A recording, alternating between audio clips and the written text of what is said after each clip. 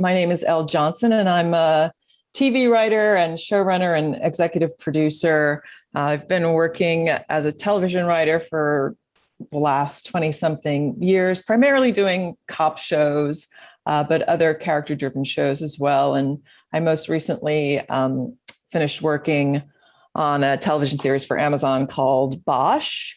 And I also worked on a limited series with Octavia Spencer called Self-Made, inspired by the life of Madam C.J. Walker. So I was really grateful for the opportunity to consider equality, because when I stopped to think about it, I realized that I didn't really know what equality looked like. And I was racking my brain trying to remember my experiences with equality, or rather inequality, in my life. And I remembered one experience that I had working on a television show where, similar to Nakai, I realized that the guy in the exact same position as I was, with the same title, doing the same job, was getting paid more than me. And my thoughts of complaining about it were soon wiped away as I inventoried for myself how much better a writer I thought he was than I, more naturally talented, a faster writer, maybe a more inventive storyteller. And that this was, looking back on it, I realized this was perhaps my way of kind of avoiding the confrontation that I knew I should have, but that I didn't think would go the way I wanted, that I was kind of convincing myself that he deserved to be paid more, so that I wouldn't have to confront a situation that I felt like I couldn't actually change. And thinking about this kind of opened the floodgates to me of other instances of dealing with equality or inequality. I remembered how early on in my career, I decided to leave the talent agency that was representing me. And they proceeded to tell me that I would be sorry, that others who had left had never worked again. And they continued to say that one of the only reasons that I got work was because I was Black and because I was a woman, as if pointing this out to me would somehow make me want to stay with the agency.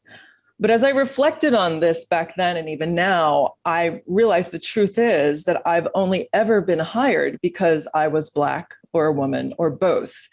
That in many ways I was filling slots that needed to be filled. I was checking off boxes. Because usually on a television show, there would maybe be a Black character or a female character in the main cast that they felt needed to be serviced with an authentic voice. And that would be filled by one person. You know, you typically, I found early on in my career, especially working on cop shows and procedurals, I would be the only woman in the room and the only person of color. And that you would never kind of see other people that looked like you. There would only ever be one. There would never be another one. I was thinking about how early on in my career, again, there was a particular show where one of the Black actors specifically asked for a writer of color to be added to the staff. And, you know, this actor had been on the show for a while and had gained the trust and you know, the ear of the people in charge. And I was really grateful for the opportunity just to fill that slot. It was one of many crime shows that I'd worked on. But even though more than 85% of the people in Americans' prisons are people of color, it feels like on television, they make up less than 2% of the stories being told, as if somehow, you know, those stories are less worthy than telling stories about the typical demographic of a super rich white person who murders someone or gets into trouble. So when I was asked to join the show, I made it a point in my head to tell stories only about Black characters. I made sure that all of the episodes that I wrote involved Black characters and would have predominantly Black casts. And I felt like, you know, this was kind of my duty to do this. And it was my honor to do this, to tell stories about people that I wanted to see reflected on television. And I remember on one episode where I managed to make every single character in the cast a person of color. And as we were casting, sitting there with the director and other producers, you know, at the end of the day, looking at all of the headshots of the people that we had cast and kind of looking at who we had, I remember the director on this particular episode just made an offhanded comment that this episode sure did have a lot of Black actors in it. And I wondered if he ever would have said that looking at the headshots of any of the other episodes, would he ever had said, boy, this episode sure does have a lot of white actors in it? And I realized probably not. I realized that had I not been there, this disparity and inequality might never have been noticed before. So I've been grateful for the opportunities that I've had in some small way to level the playing field. And as I said, I know for most of my career, when I've been hired, it's because I am Black and because I am a woman.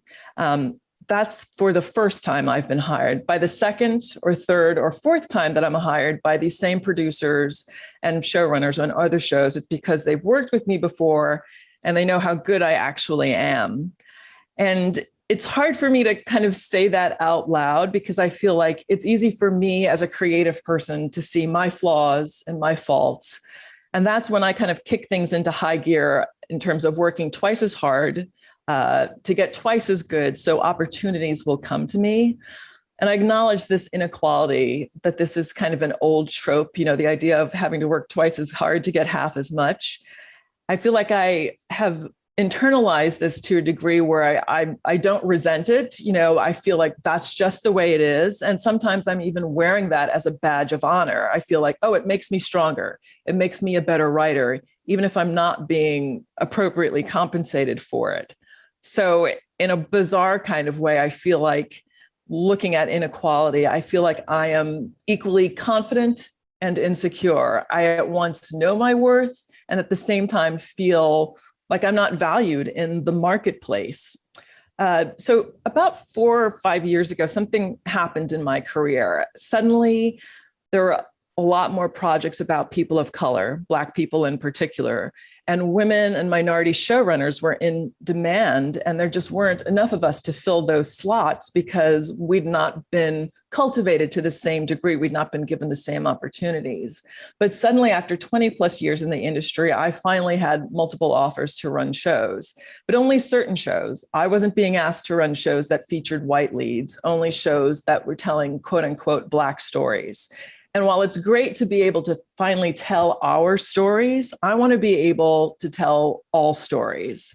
Even though I feel like I've been hired for the most part to service Black characters on a show, I'm writing for all characters on these shows. And since my career has been largely writing cop shows and procedurals, I have to acknowledge that if I weren't writing for largely white men, I wouldn't have a career.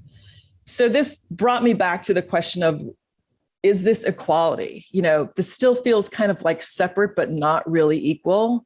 And these days I have a number of white writer friends who complain about how hard it is for them to get staff. Now, I don't know how true it is.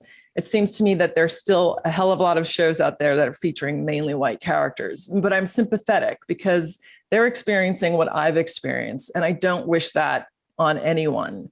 As many of the Black activists have graciously said in this moment of social justice reckoning, we want equality, not revenge. So what the hell is equality? Equality is when anyone can write anything because everything is being written and has an equal chance of getting on air, when all of our stories are considered valid, when we all just want to be known and seen for who we are, and not as an exception or an outlier. Equality is when we can tell all of our specific stories and recognize what is universally human and relatable in all of them, that we're all here having a human experience. And I feel like now is the moment to demand equal treatment, equal time. Right now, the pendulum has to swing wide and far before it can come back to rest in a place of balance.